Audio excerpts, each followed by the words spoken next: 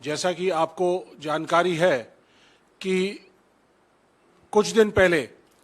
हमारे जो जे.एंड.के के कॉन्स्टिट्यूशनल हेड थे, former governor Satyapal Malik ji, Pulwama incident के समय उनकी एक इंटरव्यू आई और उस इंटरव्यू के जरिए उन्होंने पुलवामा में जो घटना घटी, जो हमारे 40 जवान शहीद हुए, उसके बारे में बहुत ही सीरियस सवाल देश के सामने रखे और उन्होंने ये माना कि ये एक बहुत बड़ी इंटेलिजेंस फेलियर हुआ, ऑपरेशनल फेलियर हुआ और इनकॉम्पिटेंस की तरफ इशारा किया, इनकॉम्पिटेंस की तरफ इशारा किया सीआरपीएफ के लिए और मिनिस्ट्री ऑफ होम के लिए। उन्होंने ये कहा कि 5 एयरक्राफ्ट की जरूरत थी और उनको एयरक्राफ्ट अगर दिए जाते तो आज ये घटना नहीं घटती और हमारे जो 40 जवान शहीद हुए हैं वो आज हमारे बीच में होते। ये बहुत ही सीरियस और दुखद सिनेरियो है जहां पे एक कॉन्स्टिट्यूशनल हेड ये आकर ये बात उठा रहा है कि ये एक फेलियर हुआ और उसके बारे में उन्होंने उस समय आवाज उठानी चाहिए, लेकिन प्रधानमंत्री जी ने उन्हें कहा चुप रहें, ये कोई और बात है, कोई और चीज है। और वही चीज अजीत डोवाल जी जो नेशनल सिक्योरिटी एडवाइजर थे, उन्होंने भी यही चीज कही। और इसी क्रम को आगे बढ़ाते हुए हमारे distinguished former army chief general Shankar Roy Chowdhury, उन्होंने भी इसके ऊपर संज्ञान लेते हुए उन्होंने अपना वक्तव्य दिया है और ये कहा है कि 2500 सुरक्षा कर्मियों को 78 गाड़ियों के अंदर आप जम्मू से श्रीनगर ला रहे हैं। रोड ओपनिंग की ड्रिल है, रोड ओपनिंग पार्टीज होती हैं, कोई भी बड़ी कॉन्वॉय अगर चलती है तो उसके अंदर एंटी आईईडी जैमर्स पहले चलते हैं, रोड की सैनिटाइजेशन की जाती है और जितने भी laterals, arterial roads, link roads, highway को ज्वाइन करते हैं, उन्हें कवर किया जाता है ताकि कोई मिलिटेंट या कोई मिस एडवेंचर एक्टिविटी ना कर सके। और सत्यपाल मलिक जी ने भी ये अपने वक्तव्य में कहा है कि लिंक रोड पर कोई जिप्सी नहीं थी, कोई मैन पावर नहीं थी, कोई डिफेंस फोर्सेस नहीं थी। तो ये एक बहुत ही बड़ी ऑपरेशनल लैप्स है। जनरल शंकर राय चौधरी ने ये कहा कि अगर जहाज सीआरपीएफ को दिए जाते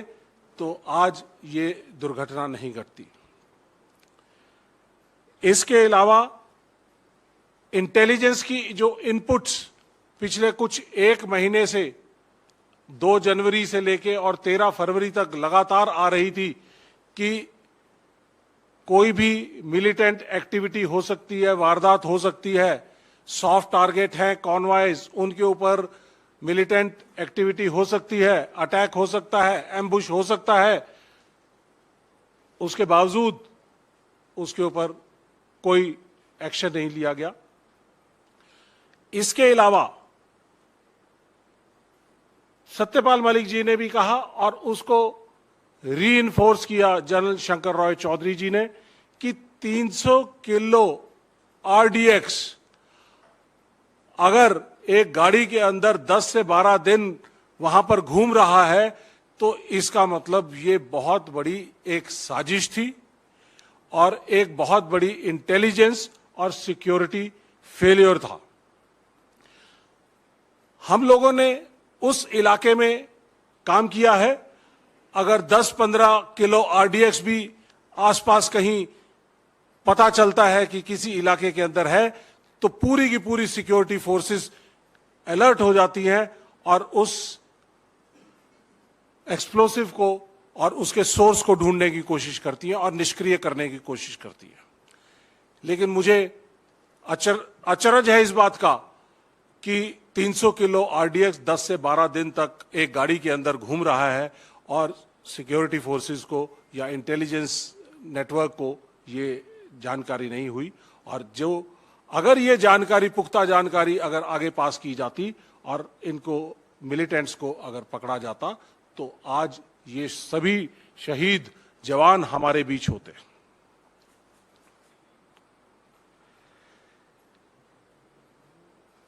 इसके अलावा जनरल शंकर रॉय चौधरी ने बड़े ही वैलिड सवाल पूछे हैं। उन्होंने कहा है, कोट, ये अंग्रेजी में है, the primary responsibility behind the loss of lives in Pulwama rests on the government headed by prime minister, and he also says NSA who advised him should also get his share of blame for the intelligence failure. क्या कोई responsibility या accountability इस failure की किसी के ऊपर fix की गई? मिनिस्ट्री ऑफ होम के ऊपर फिक्स की गई, सीआरपीएफ के कमांडर्स के ऊपर फिक्स की गई, या नेशनल सिक्योरिटी एडवाइजर के ऊपर फिक्स की गई? जो बेसिक, जो मूलभूत ढांचा है उसके हिसाब से जो इंटेलिजेंस इनपुट्स देने की जो जिम्मेदारी है आईबी की, रॉ की और इंटेलिजेंस एजेंसीज की, वो नेशनल सिक्योरिटी एडवाइजर के ज्यूरिसडिक्शन के अंदर आता है। और ये पुख्ता सबूत, जो पुख्ता इंफॉर्मेशन है, ये सिक्योरिटी फोर्सेस को क्यों नहीं दी गई? और अगर ये दी जाती तो शायद ये इंसिडेंट नहीं होता। मोटे तौर पे जनरल रॉय चौधरी ने कहा है, फिर दोबारा से मैं उनकी कोट करता हूं, it's a slip up that the government is trying to wash its hands off, कि सरकार अपनी गलतियों को छुपाना चाहती है और लोगों को इसके बारे में नहीं बताना चाहती। ये बहुत ही सीरियस सवाल हैं जो कि सिक्योरिटी एजेंसीज जो वहां पर अपनी जान को जोखिम में डालकर देश की एकता और अखंडता को बचाने के लिए J&K के अंदर और बॉर्डर्स के ऊपर और नॉर्थ ईस्ट के अंदर जो अपनी अनफ्लिंचिंग लॉयल्टीज के साथ वहां पर काम कर रहे हैं, और अगर उनको जो बैकबोन सपोर्ट इंटेलिजेंस नेटवर्क की मिलनी चाहिए, अगर वो ना मिले तो उनके लिए बड़ा ऑपरेट करना बड़ा मुश्किल हो जाएगा। तो इन सब चीजों का संज्ञान और आप लोगों को बताते हुए मैं डिफेंस फ्रेटर्निटी की तरफ से और देश के सैनिकों की तरफ से और देश की तरफ से ये मैं सवाल उठाना चाहता हूं कि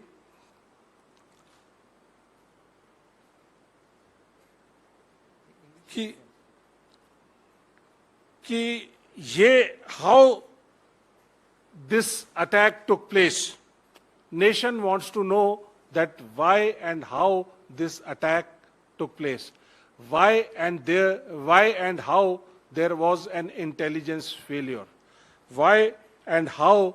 the accountabilities were not fixed on CRPF, MHA, NSA, PMO, and why and how the RDX has been floating around in that general area for 10 to 12 days. And how and why this lapses have been taken care of so that such incidents do not take place again. और 4 साल बीत चुके हैं and सरकार ने अभी तक इसके बारे में कोई जिक्र नहीं किया। 17 लोग इसके अंदर उन्होंने नामित किए, जिनमें से 7 लोगों को मौत के घाट उतारा जा चुका है। कुछ लोग आज भी बाहर घूम रहे हैं। तो हम सरकार से जानना चाहते हैं कि हम डिमांड करते हैं कि वो एक वाइट पेपर इस पूरे इंसिडेंट के ऊपर लेकर आएं, ताकि देश को मालूम चले कि असलियत क्या थी, क्या हुआ, किसकी गलतियां थी, किनकी वजह से हमारे सैनिकों ने शहादत दी और किन को सरकार बचाना चाहती है। ऐसा एक श्वेत पत्र उनको लाना चाहिए। सुनकर देखो, सुनकर देखो, सुनकर देखो जी। ममता, राहुल, मोदी बोले, लिखे जितेंद्र जी।